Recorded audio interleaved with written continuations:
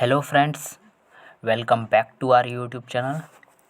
तो हिस्ट्री की question series में आज का हमारा टॉपिक है मार्ले मिंटो सुधार। तो चलते हैं टॉपिक पे। तो 1909 का जो अधिनियम है, भारत परिषद अधिनियम 1909, उसी को हम लोग उसका जो लोकप्रिय नाम है वो मार्ले मिंटो सुधार है।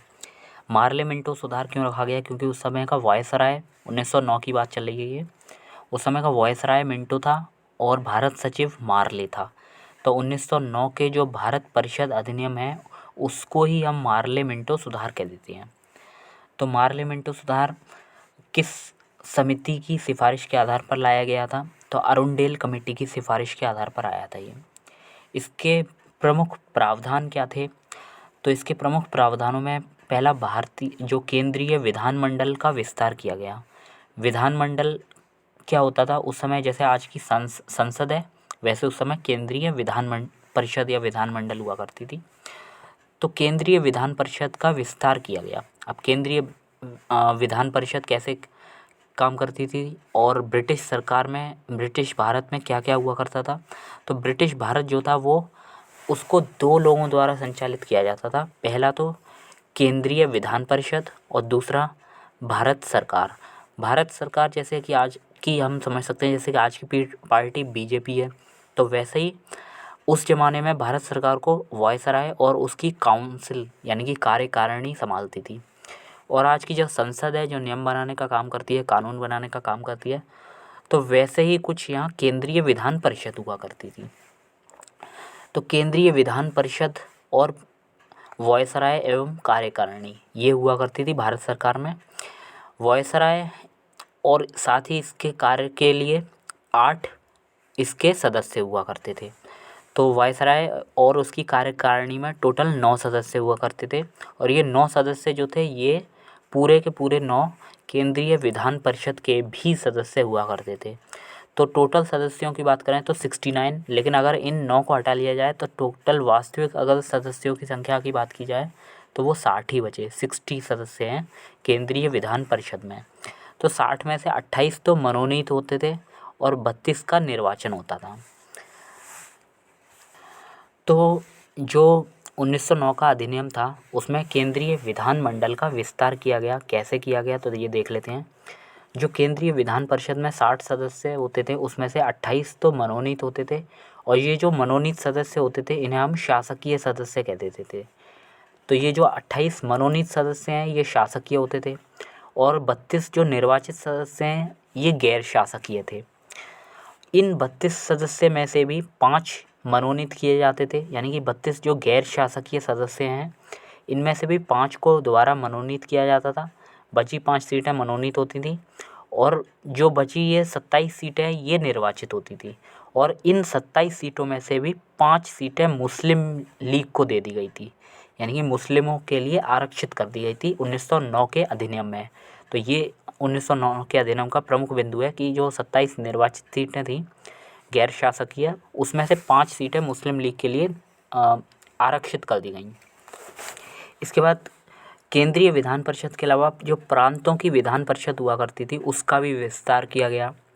वायसराय की कार्यकारिणी में एक भारतीय सदस्य का भी प्रावधान किया गया, क्योंकि भारतीयों की लगातार मांग उठ रही थी कि हमें उत्तरदायी शासन चाहिए, स्वशासन की मांग उठ रही थी। तो इसलिए वायसराय की कार्यकारिणी में अंग्रेज़ों ने क्या काम किया कि एक भारतीय सदस्य का भी प्रावधान कर दिया। और वो पहला भारतीय सदस्य, वायसराय की कार्यकारिणी का जो पहला भारतीय सदस्य था वो SP सिन्हा यानी कि सत्येंद्र प्रसाद सिन्हा को नियुक्त किया गया। फिर जो भारत परिषद होती थी लंदन में, उसमें भी पहली बार 2 भारतीयों की नियुक्ति की गई, और इन 2 भारतीयों में आते हैं KC गुप्ता और सैयद हुसैन बिलग्रामी। तो KC गुप्ता और सैयद हुसैन बिलग्रामी भारत परिषद के 2 सदस्य, मतलब 2 भारत परिषद में 2 भारतीय सदस्यों को नियुक्त किया गया। उनमें से थे KC गुप्ता और सैयद हुसैन बिलग्रामी। और वायसराय की कार्यकारिणी में एक भारतीय सदस्य का प्रावधान किया गया। तो वो पहले भारतीय कौन थे? SP सिन्हा यानी कि सत्येंद्र प्रसाद सिन्हा। इसके बाद विवाद क्या था? 1909 का अधिनियम का विवाद ये था कि पहली बार मुस्लिम समुदाय के लिए सांप्रदायिक निर्वाचन प्रणाली के तहत 5 सीटें आरक्षित की गईं। यहाँ आपने देखा था अभी जो यहाँ गैर शासकीय 32 सीटें हैं, इसमें 5 तो मनोनीत थी, लेकिन बची 27 सीटें थी, ये निर्वाचित थी। तो इन 27 सीटों में से भी 5 सीटें मुस्लिमों के लिए आरक्षित कर दी गई थी। और मुस्लिमों के लिए भी आरक्षित करना का मतलब ये नहीं है कि अगर उनके लिए आरक्षित करते तो ठीक था, लेकिन यहाँ क्या किया गया है कि सांप्रदायिक निर्वाचन प्रणाली के तहत आरक्षित की गई हैं। सांप्रदायिक निर्वाचन प्रणाली का मतलब ये होता है कि इसमें हम मुस्लिम सदस्य ही खड़ा होगा और वोट भी केवल मुस्लिम लोग ही देंगे। क्या हिंदू नागरिक नहीं थे? उन्हें भी अधिकार था, क्योंकि क्षेत्र तो उनका भी था। तो वोट देने का अधिकार सबको होना चाहिए था। तो ये तो सामान्य निर्वाचन प्रणाली होती है, बट सांप्रदायिक निर्वाचन प्रणाली क्या थी कि केवल मुस्लिम ही खड़ा होगा और उस क्षेत्र में हिंदू रहते होंगे, लेकिन हिंदू वोट नहीं देंगे, केवल मुस्लिम वोट देंगे। तो ये सांप्रदायिक निर्वाचन प्रणाली थी जो विवादित थी 1909 के अधिनियम में। जबकि वोटिंग का अधिकार भी मुस्लिम को होगा और उम्मीदवार भी मुस्लिम को होगा। तो ये होती है सांप्रदायिक निर्वाचन प्रणाली। अब इसमें हुआ क्या, वैधानिक सांप्रदायिकता की जगह दी गई 1909 के अधिनियम में। जो 1909 का भारत परिषद अधिनियम है, उसमें पहली बार वैधानिक सांप्रदायिकता को जगह दी गई। वैधानिक सांप्रदायिकता मतलब जो विधान बनाने वाला है वही संस्था अब सांप्रदायिकता फैला रही है, यानी कि सांप्रदायिकता मतलब धर्म के आधार पर दंगे। तो कौन वायसराय, किस वायसराय को सांप्रदायिकता का पिता कहा जाता है? तो 1909 का जो मार्ले मिंटो सुधार है, उस समय मिंटो वायसराय थे। तो सांप्रदायिकता का पिता हम मिंटो को कह देते हैं। तो सांप्रदायिकता का पिता पूछा जाए तो लॉर्ड मिंटो को कहा जाता है। लॉर्ड मिंटो ने इसके बारे में कहा था सांप्रदायिक निर्वाचन प्रणाली के माध्यम से कि नाग के जो दांत हैं वो बोने जा रहे हैं हम, जिसके परिणाम भयानक होंगे। तो ये मिंटो का कथन है। मिंटो ने ऐसा कहा था, जो सांप्रदायिक निर्वाचन प्रणाली को हम लागू करने जा रहे हैं, इसका मतलब ये है कि नाग के दांत बोने जा रहे हैं और इसके परिणाम भयानक होंगे। ये मिंटो ने कहा था, जिसको सांप्रदायिकता का पिता कहा जाता है। मॉर्ले मिंटो रिफॉर्म्स के बारे में कहा कि चंद्रमा की चांदनी है ये। तो ये किसने कहा? ये मजूमदार ने कहा। तो मजूमदार का कहना था कि चंद्रमा की चांदनी है। फिर नेक्स्ट है 1909 का अधिनियम है, इसके बारे में सांप्रदायिकता द्वारा भारत का सर्वनाश। ये किसने कहा था कि 1909 का अधिनियम है मॉर्ले मिंटो सुधार, इसको सांप्रदायिकता द्वारा भारत का सर्वनाश कहा गया। तो ये गांधी द्वारा कहा गया। फिर बढ़ते प्रजातंत्र को ही मार डाला। ये किसने कहा? के.एम. मुंशी का कथन है ये, कि सांप्रदायिक निर्वाचन प्रणाली जो थी, या 1909 का मॉर्ले मिंटो सुधार था, उसने बढ़ता जो प्रजातंत्र था, डेमोक्रेसी थी, उसके अधिकार को ही छीन लिया, उसको ही मार डाला। ये के.एम. मुंशी ने कहा था। मॉर्ले मिंटो सुधार में भारतीय समस्याओं का ना तो हल किया ना ही कर सकते थे। तो ये बात सही है कि जो मॉर्ले मिंटो सुधार आया, इसने कोई हल नहीं किया समस्या को, बल्कि बढ़ा ही दिया। भारतीयों को पूरक प्रश्न पूछने का अधिकार दिए गए। जो 1909 का अधिनियम है उसकी बात चल रही है ये। तो 1909 के भारत परिषद अधिनियम में भारतीयों को पूरक प्रश्न पूछने के अधिकार दिए गए। पूरक प्रश्न होता है मतलब प्रश्न पे भी प्रश्न पूछना। बजट पर व्यापक बहस करने का भी अधिकार मिल गया था। अब यहाँ पूछा गया कि 1909 के सुधारों में भारत के निर्वाचन तंत्र के प्रत्येक संसाधन पर एक मूलभूत समस्या और विवाद का आधार समाविष्ट कर दिया, स्पष्ट करो। तो ये क्वेश्चन पूछा जाता है, तो हमें इसका आंसर ऐसे करके देखना होगा कि 1909 का अधिनियम है, या 1919 का अधिनियम है, या 1935 के अधिनियम है, जितने भी अधिनियम आए, पहले आपने मुस्लिमों के लिए 1909 के भारत परिषद अधिनियम द्वारा सांप्रदायिक निर्वाचन प्रणाली के तहत सीटें आरक्षित की हैं। अब वहीं 1919 के अधिनियम में अन्य समुदाय जैसे ईसाई, सिख, ये सब भी मांग उठाने लगे कि हमें भी सीटें इसी आधार पर आरक्षित की जाएं। 1935 के अधिनियम में देखा गया, फिर मांगें और बढ़ने लगी, अल्पसंख्यक समुदाय भी मांग करने लगा, तो दलितों के लिए भी अलग से सीटें आरक्षित करनी पड़ी। तो ये सब चीज़ें समस्या बनकर उभरी।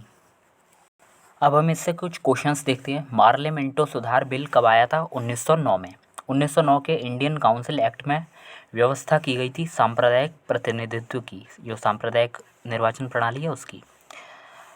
नेक्स्ट क्वेश्चन है कि भारतीय राष्ट्रीय आंदोलन की अवधि में जिस घटना में मतभेद में बीज थे और वह जिसने अंततः देश का विभाजन कराया, तो ये क्या था कि विधानसभाओं में मुस्लिमों के लिए पृथक निर्वाचन क्षेत्रों और स्थानों का आरक्षण। जो मुस्लिमों के लिए पृथक निर्वाचन क्षेत्रों को और स्थानों का आरक्षण किया गया था, तो यही समस्या ने क्या काम किया? मतभेद के बीज बो दिए, और जिसका परिणाम अंततः क्या हुआ? भारत विभाजन। उसके बाद हम देखने जा रहे हैं 1910 के बाद उत्पन्न परिस्थितियाँ। तो 1910 के बाद क्या परिस्थितियाँ उत्पन्न हुई? तो 1911 में बंगाल विभाजन को पुनः रद्द किया गया। तो पुनः रद्द करने के बाद क्या हुआ कि 1910 के दशक में मुस्लिम लीग में राष्ट्रवादी मुसलमानों का आगमन होने लगा। कि हम देखते हैं मुस्लिम लीग की जब स्थापना हुई थी 1906 में ढाका में सलीमुल्लाह के नेतृत्व में, तो उसके बाद 1910 में जब मुस्लिम लीग थी तो उसमें राष्ट्रवादी मुसलमान आने लगे। फिर हमने देखा कि 1914 से 18 के बीच प्रथम विश्व युद्ध भी होता है।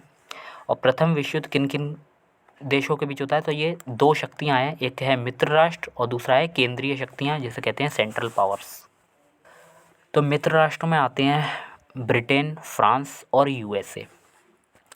तो मित्र राष्ट्र में किन किन के बीच मित्रता थी, ऐसे करके देख सकते हैं, ब्रिटेन, फ्रांस और यूएसए, ये एक तरफ थे। और केंद्रीय शक्तियाँ सेंट्रल पावर्स में थे जर्मनी, ऑस्ट्रिया, हंगरी, तुर्की। तो जर्मनी और ऑस्ट्रिया, हंगरी और तुर्की, ये सब एक थे केंद्रीय शक्तियों के रूप में। अब यहाँ देख सकते हैं ब्रिटेन जो था, अच्छा उस समय तुर्की जो होता था उसका खलीफा जो होता था वो पूरे दुनिया भर के जो मुस्लिम होते थे उनका आध्यात्मिक नेता समझा जाता था। तो तुर्की में खलीफा हुआ करता था, वो पूरे देश के मुसलमानों का आध्यात्मिक नेता होता था।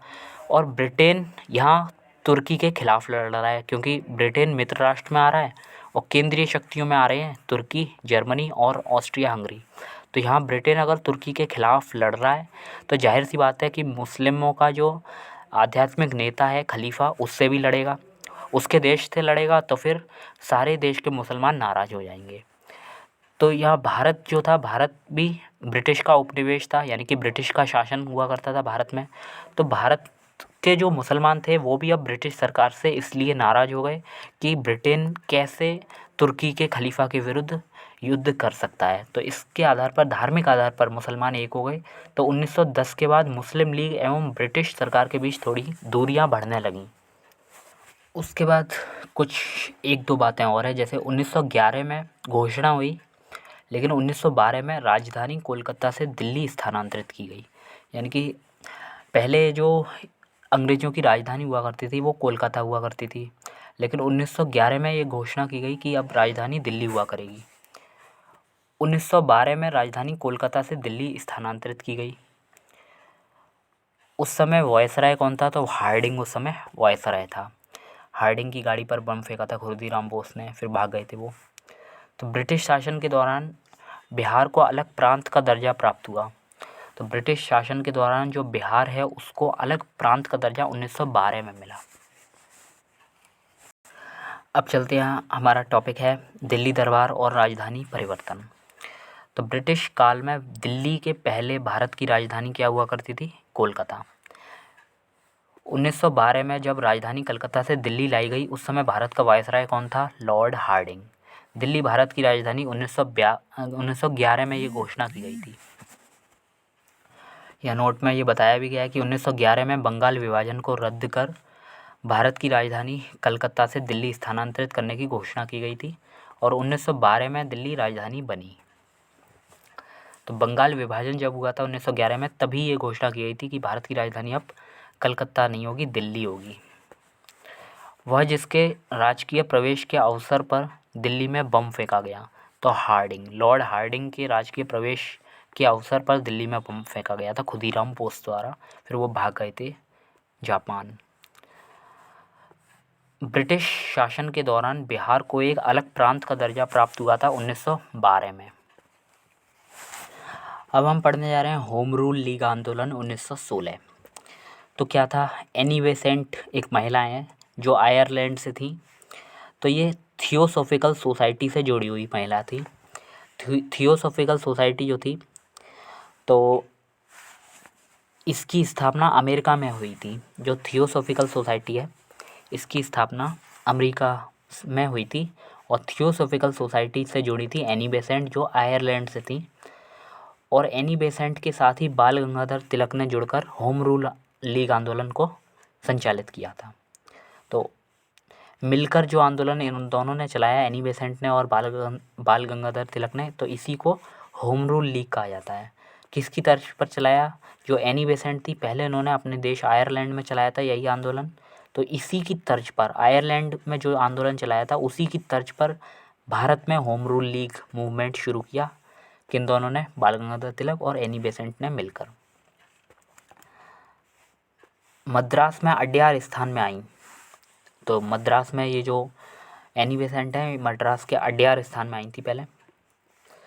उसके बाद हम देखते हैं कि ये जो होम रूल लीग आंदोलन है तो ये बाल गंगाधर तिलक और एनी बेसेंट द्वारा चलाया गया था। तो बाल तिलक द्वारा तो ये अप्रैल 1916 में शुरू किया गया था और एनी बेसेंट द्वारा ये सितंबर 1916 में शुरू किया गया था। इनके जो बाल गंगाधर तिलक हैं इनके मुख्य क्षेत्र जो थे आंदोलन के वो थे महाराष्ट्र, लेकिन महाराष्ट्र में बॉम्बे को छोड़कर, बॉम्बे नहीं था। फिर महाराष्ट्र के अलावा मध्य भारत, इसमें फिर बीदर, फिर कर्नाटक, ये सब क्षेत्र थे तिलक के।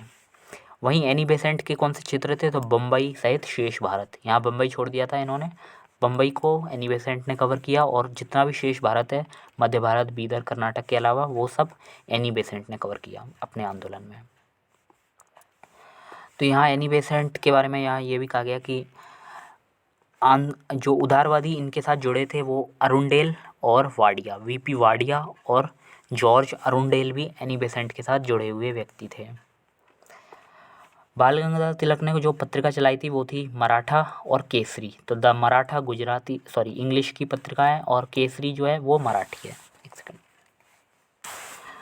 तो इनकी जो पत्रिका थी बाल गंगाधर तिलक की वो थी मराठा और केसरी। मराठा इंग्लिश की थी और केसरी मराठा थी, यानी कि उल्टा है। जो मराठा थी वो इंग्लिश थी लेकिन जो केसरी थी वो मराठी भाषा में थी।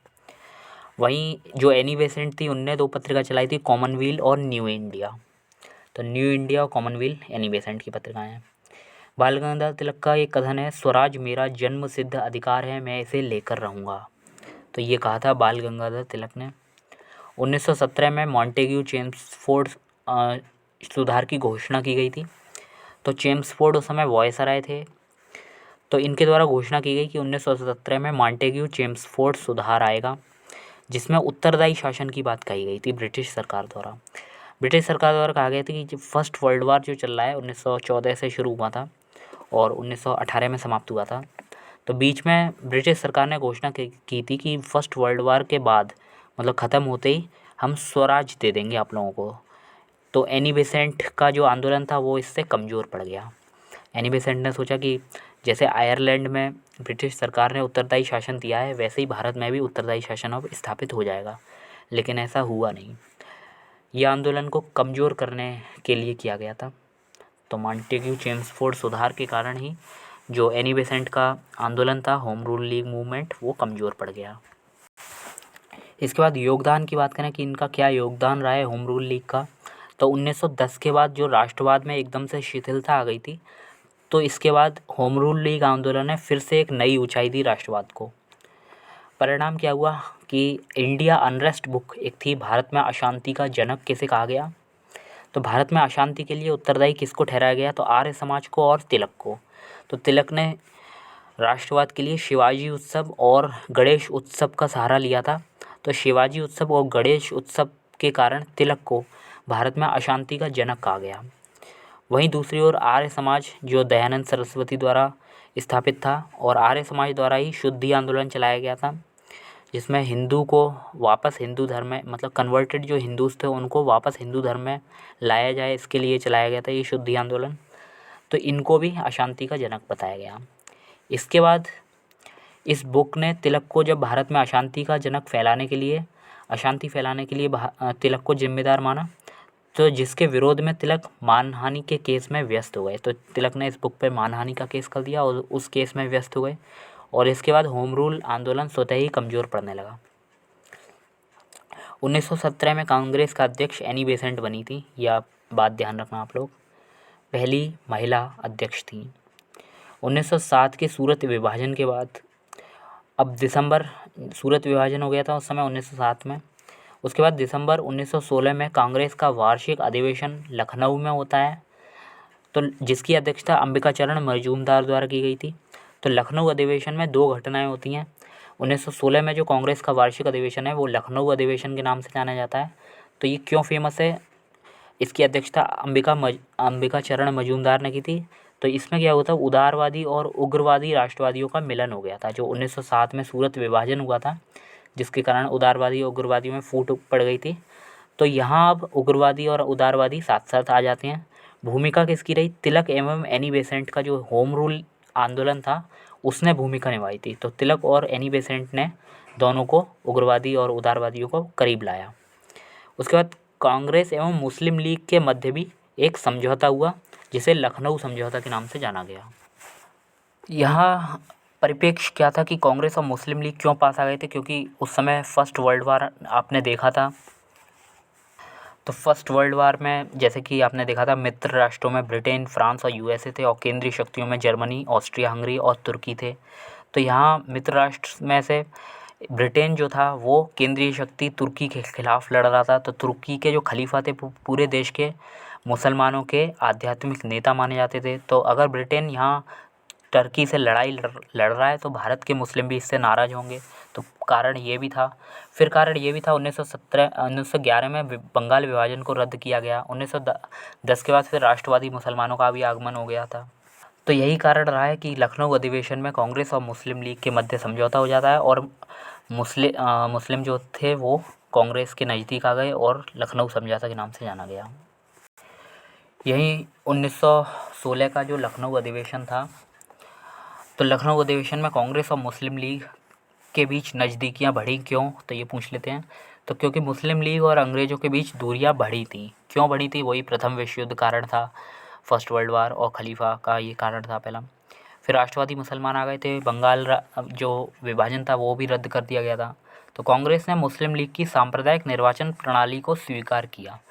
तो ये पास पास तो आ गए थे, मुस्लिम लीग जो हैं और कांग्रेस पास पास तो आ गए थे, लेकिन इन दोनों ने एक दूसरे की शर्त मांगी। भले ही वो मुस्लिम लीग की जो गलत शर्त थी उसको कांग्रेस ने माना।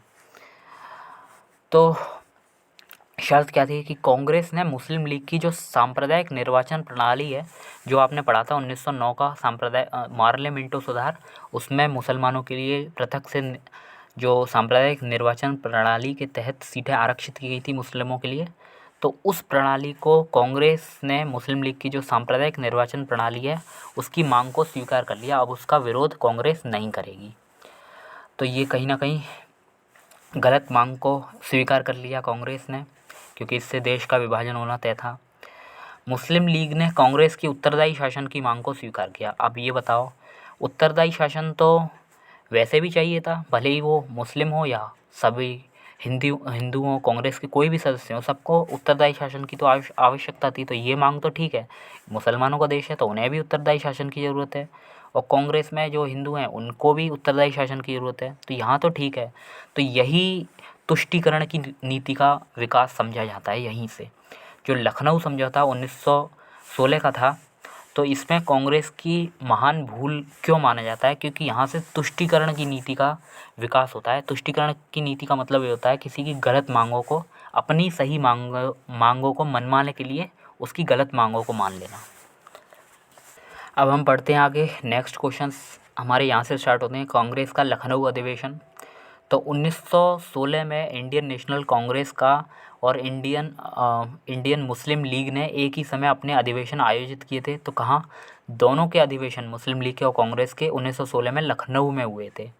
1916 में भारतीय राष्ट्रीय कांग्रेस के लखनऊ अधिवेशन की अध्यक्षता किसने की थी, तो अंबिका चरण मजूमदार ने। कांग्रेस और मुस्लिम लीग के बीच प्रसिद्ध लखनऊ समझौता पर हस्ताक्षर कब हुआ था, 1916 में। नेक्स्ट है, अतिवादियों और उदारवादियों को पुनर्मिलन की प्रक्रिया में प्रमुख शिल्पी कौन थी, तो एनी बेसेंट और तिलक का हाथ था इसमें उदारवादियों और उग्रवादियों को मिलाने में।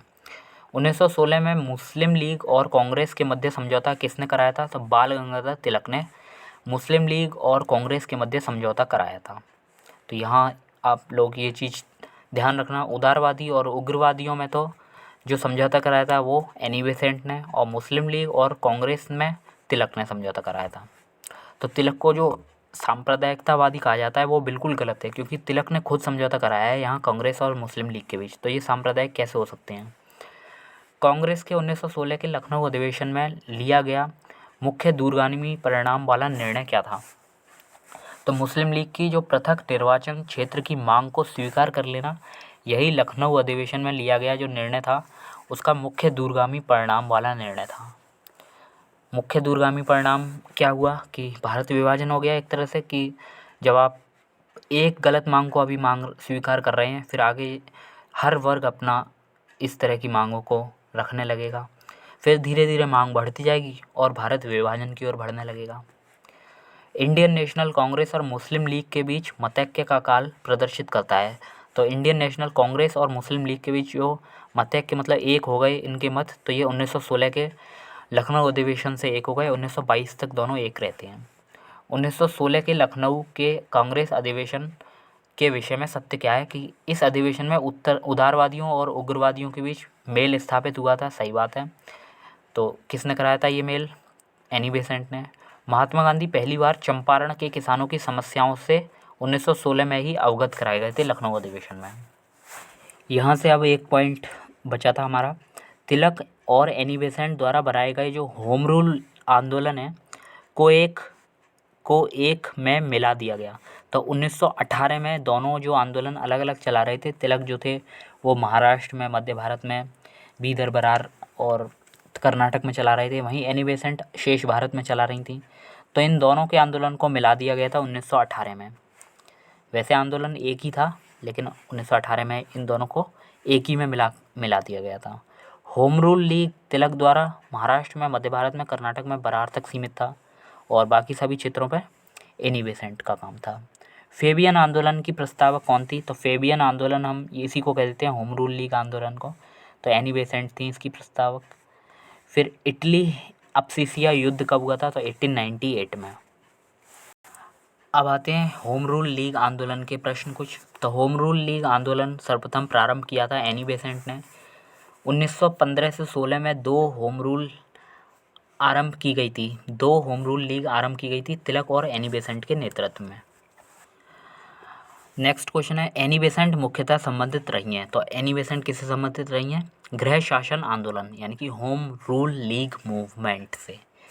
प्रथम विश्व युद्ध के दौरान आंदोलन जो भारत में लोकप्रिय हुआ, तो प्रथम विश्व युद्ध के आंदोलन के दौरान होम रूल आंदोलन जो था वो लोकप्रिय था। Tilak, Annie Besant, Subramaniam Iyer, T S. Olcott में से जिसका योगदान होम रूल लीग की स्थापना में नहीं था? तो अलकॉट का योगदान नहीं था यहाँ। नेक्स्ट है सुब्रमण्यम अय्यर, एनी बेसेंट, बाल गंगाधर तिलक में से होम रूल आंदोलन से नहीं जुड़ा था। तो ये तीनों तो जुड़े थे, अय्यर थे, एनी बेसेंट थी, तिलक थे, लेकिन सी.आर. दास नहीं जुड़े थे होम रूल आंदोलन से। होम रूल समर्थक अपनी राजनीतिक शक्ति का सफलतापूर्वक प्रदर्शन कब कर सके? तो कांग्रेस के 1916 के लखनऊ अधिवेशन में होम रूल जो समर्थक थे उन्होंने अपना प्रदर्शन सफलतापूर्वक किया। कांग्रेस के 1916 के लखनऊ अधिवेशन में, जिसमें लखनऊ अधिवेशन में उदारवादी और उग्रवादियों को पास लाए और मुस्लिम लीग और कांग्रेस भी पास आ गए। होम रूल आंदोलन भारत के स्वतंत्रता संग्राम के एक नए चरण के आरंभ का द्योतक था क्योंकि इसने देश के सामने स्वशासन की एक ठोस योजना रखी। तो यहाँ होम रूल जो आंदोलन था उसने भारत के स्वतंत्रता संग्राम के नए चरण के आरंभ का द्योतक माना जाता है क्योंकि होम रूल ने क्या काम किया था? इसने देश के सामने स्वशासन यानी कि सेल्फ गवर्नमेंट की एक ठोस योजना रखी थी। हालांकि ब्रिटिशर्स ने 1917 में मॉन्टेग्यू जो चेम्सफोर्ड सुधार था उसकी घोषणा करके इन्हें ठंडा कर दिया। तिलक और एनी बेसेंट द्वारा बनाए गए होम रूल लीग को एक में मिला दिया गया था 1918 में। होम रूल के संबंध में सही कथन क्या है कि सबसे पहले इसकी योजना एनी बेसेंट ने 1914 से 15 में प्रस्तुत की थी। फिर तिलक की होम रूल लीग जो थी वो महाराष्ट्र, कर्नाटक, मध्य भारत एवं बरार तक सीमित थी। सही बात है। और तिलक द्वारा स्थापित होम रूल अधिक शक्तिशाली था। तो ये भी बात बिल्कुल सही है, तिलक द्वारा जो होम रूल चलाया जा रहा था वो ज़्यादा शक्तिशाली था। नेक्स्ट, फेबियन आंदोलन का प्रस्तावक कौन था? तो एनी बेसेंट। एनी बेसेंट के संबंध में सही कथन क्या है? तो होम रूल आंदोलन प्रारंभ करने के लिए उत्तरदायी थी, ये सही बात है। और इंडियन नेशनल कांग्रेस की एक बार ये अध्यक्ष भी बनी थी 1917 में। तो यहाँ सेशन ये कंप्लीट होता है। हमारा नेक्स्ट टॉपिक कल का होगा गांधी एवं उसके प्रारंभिक आंदोलन। तो अब मिलेंगे नेक्स्ट वीडियो में, तब तक के लिए बाय, टेक केयर।